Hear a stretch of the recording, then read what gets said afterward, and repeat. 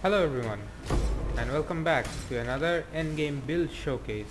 This is your boy Ryan, and today we're gonna be looking at my take on the famous Pathfinder Blade Vortex mana stacking build with cold conversion.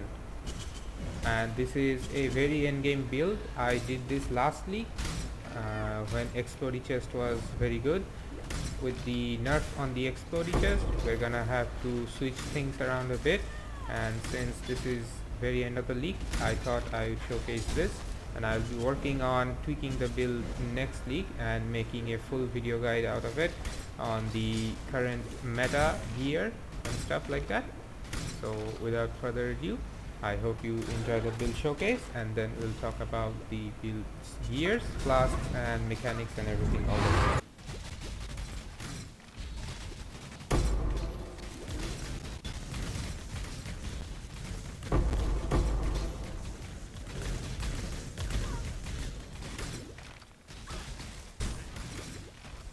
My mana is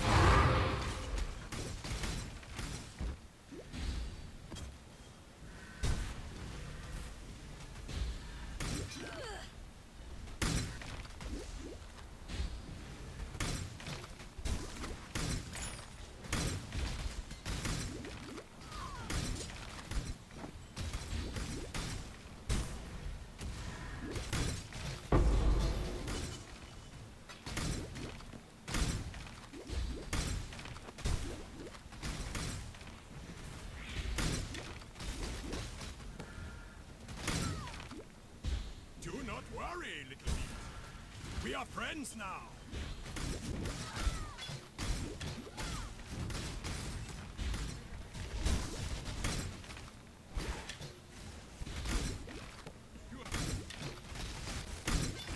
Dear survivor.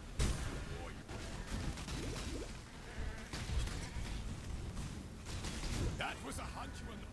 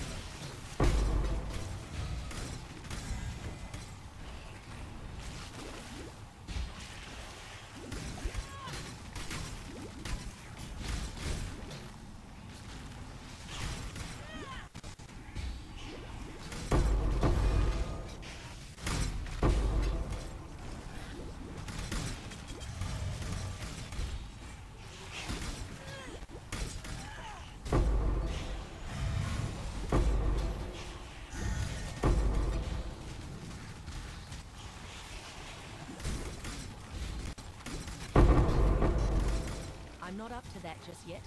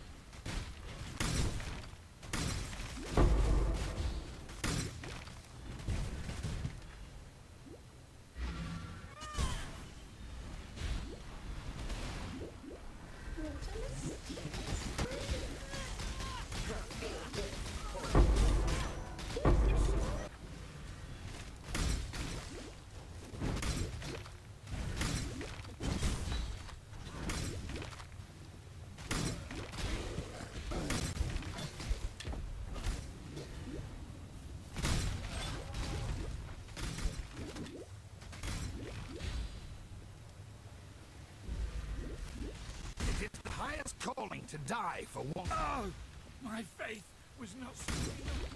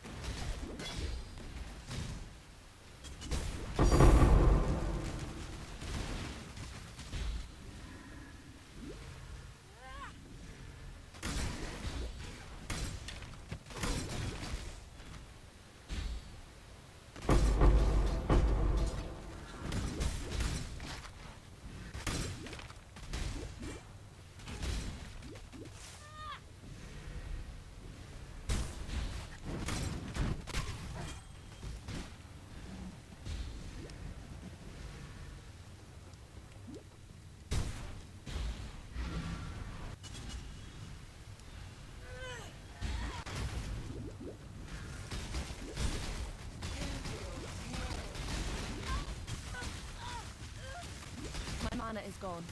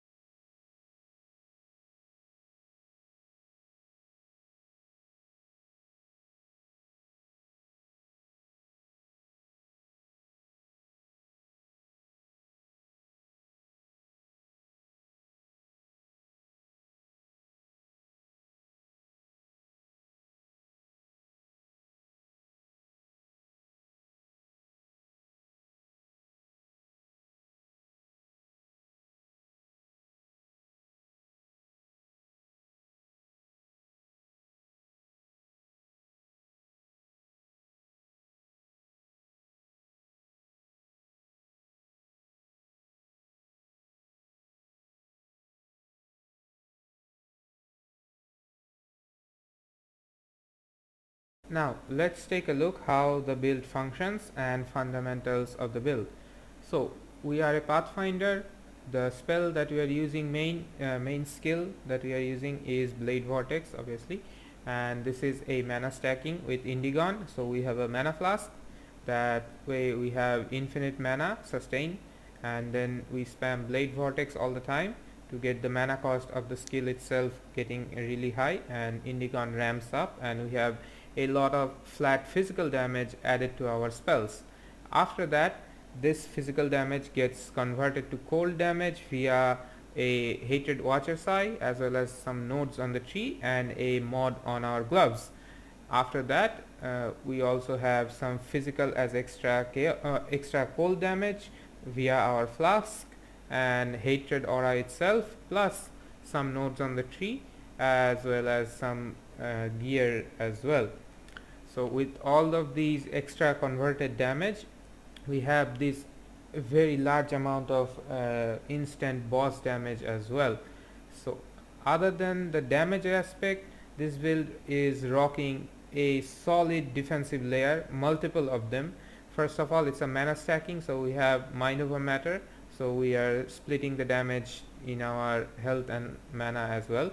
After that, we have dodge. We are almost dodge capped through phase, acro and acrobatics, plus a flask if you need even more survivability. We have insane physical damage reduction through our flask, the taste of fate as well, and also have infinite regen of our health through agnostic node, plus the indigon function between regening mana and health via a mana flask. So let's look at the gear and skill setup first. So this is an endgame build that I did last league, so I have near perfect gears on this, especially the weapons. These are like the top tier weapons that you can get. Crafting these are difficult after the harvest nerf, but you don't need exactly these. Some of these mods are extremely hard to get and they can be totally left out. So let's look at these first. So we are going to be using scepters. These are the best: opal scepters, redeemer influence. And the mods that we are looking for first is level of spell and physical spell skill gems. The primary way of increasing damage of blade vortex is by scaling its level. So as much as we can, we want to increase this level. And other than that, we want gaining physical as extra cold damage. And the spells have chance to deal double damage mod is extremely hard to get, and it is also the biggest factor of boosting damage, but you can skip it if you want to. It's really strong and really hard to get, so if you want to play this build and you don't have like so much currency, these scepters last league cost me like 20 exalts to buy. This league they are probably like 80 to 100x. So if you just remove this one mod of spells spells having chance to deal double damage, the price goes significantly lower. And we also want a trigger socketed spell when you use a skill craft. This is a must because we are going to be automating a few skills from our scepters. The other scepter that we are using is exactly the same, it's just different numbers. So yeah, this is the scepters that you want. I don't think there is any unique replacement for these either. For the helmet, we have a indigon. The enchantment I went for is blade vortex, having 3% crit multi for each blade. This is a great way to boost our crit multi for free, most probably. The amulet, we are going to be using a rare amulet with hunter and warlord influence together. This is +1 level of dex skill and physical skill gem for boosting more levels on the blade vortex as well. Other than that, we need global crit multi, global crit chance, some attributes if you need. I went for all attribute amulet. The attribute that starves in this build is strength, so if you want you can have strength on this. And then I went for a increased effect of non-damaging ailment craft on it. For the rings, we need an essence one for hatred aura. This is a free hatred aura. Then we have this ring. I'm actually really proud of this ring. I suck at crafting. POE crafting is just not for me, but I made this from ground up, and this is the perfect ring that you can get on this build. You need strength, assassin's mark, and then a lot of other added damage to spells, cold damage or physical damage. Since we need a shaper influence, cold damage to spells is good. And then I went for a crafted maximum mana and damage recouped as mana. Now this chest, explodey chest, this got nerfed. You can't get these enemies you kill explode dealing damage as physical. You can't get this anymore, it's chance based now. But except this, the other mods that you are looking for is fizz damage taken as cold, nearby enemies are blinded, and effect of non-curse auras from your skills, and elevated mod of these if you can afford it. These chest beats are really expensive, and I don't know if they even exist on the market right now, but this is something that you want. On this league, however, you can go for a unique item, the Cloak of Defiance. You can go for that as well.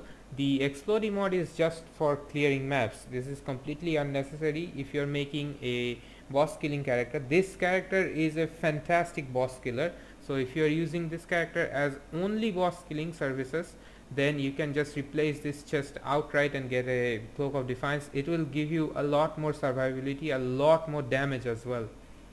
So that's the chest piece. And if you want to have perma explode on this, you have to either run Herald of Ice during mapping and turning it off on bosses, or you need to use the Asenath's chant. I think, no, it's not Asenath's chant, the gloves, the explodey gloves, I don't remember the name. That one also gives this exact mod of enemies killing explode. But for this build I prefer having a rare chest piece like this. For the boots, standard Tailwind Elusive Onslaught boot with increased effect of non-damaging ailments and movement speed, and it's a two-tone boots for resistances, but we cap all our resistance through Wise Oak anyway, so it doesn't really matter that much. The belt, life, mana recovery rate, and flask mana recovery rate, and flask effect duration. If you can, get the mod of increased damage during any flask effect, that will boost damage by a lot as well. And we also want lightning resistance in here, because I think this is the only source of lightning resistance that you are getting on the build. For our gloves, this is Unnerve and Culling Strike gloves. These are also very expensive. We want life or mana and our remaining resistance on here. Try to get a fingerless silk gloves and make sure that it has a open prefix slot to craft this physical damage converted to cold damage. If you are going with the unique gloves though, you want this physical converted to cold damage on one of your weapons. This is the same value, it will be the same value on the weapons as well, so that way you can make sure that you have full conversion of your fizz to cold damage. For the jewel, it's the same, life, mana, crit multi.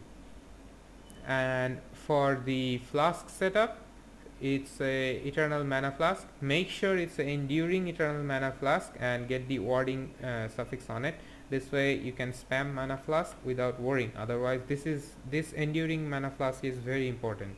Make sure you have it. For the second flask, we have Taste of It. This is extremely strong on the build. Like, we get so much physical damage from the indigon, and the gaining 19% fizz as extra cold damage during flask effect gets scaled from all the modifiers of Pathfinder itself. So we have a ton of extra cold damage added from this flask. Same with Bottle Fate, expensive, very strong. If you don't have a Bottle Fate, you can easily replace with a diamond flask. For our fourth flask, we have a Wise Oak. This is for obviously gating the elemental resistance cap as well as some extra penetration. For the last flask, I am using a Quicksilver. This is Alchemist of Acceleration. During bosses, I swap this for a Aziri's Promise. This not only gives so much damage, because this converts both physical and elemental portion of our skill. So we are getting like 100% of our, like 19% of our fizz damage converted to cold, and then all the cold damage that we have also gets converted to chaos. So we have a lot of added extra damage from this flask as always. And most importantly, we cap our chaos resistance through this flask as well. So now skill setup, I'm gonna go with the main skill first. Blade Vortex, we are getting 6 extra levels from all our global modifiers, getting it up to level 27. This is a huge boost. After that, Awaken Unleash. Normal Unleash works, but Awaken Unleash a lot better. This is a very good upgrade in my opinion. Third, Awaken Control Destruction. Fourth, Awaken Cold Penetration. Then Intensify. This is for the Intensify buff. This is extremely for bossing, so you can stand in one place. This build is so strong that you stand in one place and tank everything the boss has to throw at you. And the last is Hypothermia. For our weapons, we have some triggered spells. We have here Cold Snap, Bone Chill with Hypothermia. If you want, you can replace this with the other skill, the vortex, but I went for cold snap for frenzy charge generation. For the other scepter we have frost bomb, this is for exposure, plus I went with an awakened spell cascade because I just had it lying around. This is really good on this build because as you can see when we cast a spell, see we have all frost bombs all over the place. This awakened spell cascade makes it so that we spawn 4 frost bomb all around us instead of just 2, one in front and one behind with normal spell cascade. This covers a lot of area, and not only does that it does deal damage, but it's also really strong on applying exposure. Then we have ice bite. This is just a, I think I added this because I had no other things to add on this slot, that's why. For our helmet we have a flame golem with enhanced support, RF and empower support. Try to get divergent Val RF. I think it was divergent Val RF that gives a lot more damage from quality as well. For our gloves we have arcane cloak with arcane surge, second wind and increased duration. Second wind is for reducing the cooldown of arcane cloak only and nothing else. And then we have another skill, flame dash with enhance herald of ice. I just put it, I want to use it during mapping only and nothing else. And then we have portal. So as you can see we have a few gem slots that can be flexible. Now the only aura that we are using on this build is hatred, because we want to have all our mana unreserved so that we can use a jewel on the passive tree to get a lot of damage out of it. So that's the gear and flask setup. Now let's talk about Ascendancy. We're Pathfinder, we're getting Veteran Bowie, Nature's Boon and Master Alchemist. These are our 3 points, first 3 lap points for damage and infinite flasks. And then we have Nature's Adrenaline. This is purely for the extra movement speed. If you want more damage though, you can take this one and you just skip this one, you take this one and this one for extra flask effect. Yeah, this one, these two, one and this one for extra flask effect. For our passive tree we standard come through from Pathfinder side, take the mana nodes here, take this one for extra flask charges on bosses. This is an important node, Winter Spirit. This converts 20% of our fizz to cold. Then we go over here to phase acro and another cluster slot over here. We go over here, jewel socket, supreme ego to boost our hatred. We have only one aura, supreme ego boosts it by a lot. Mana nodes, life nodes. Then we go up here, agnostic, more mana nodes, one jewel socket here. Make sure you pass through the life regeneration node and then take this and put an unnatural instinct in this. This gives out all of these, gets added with extra benefits from this. And then we go up, jewel socket here for clear mind. This is how we get the extra spell damage because we have no reserved mana. Going up we have mind over matter and a cluster slot over here, and then some nodes over here for crit multi, life and mana. And we also have this aqueous accelerant. This is our anointment on the amulet.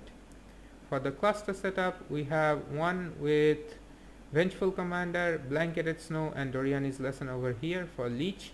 For our other large cluster over here, Vengeful Commander, Blanketed Snow and Widespread Destruction over here.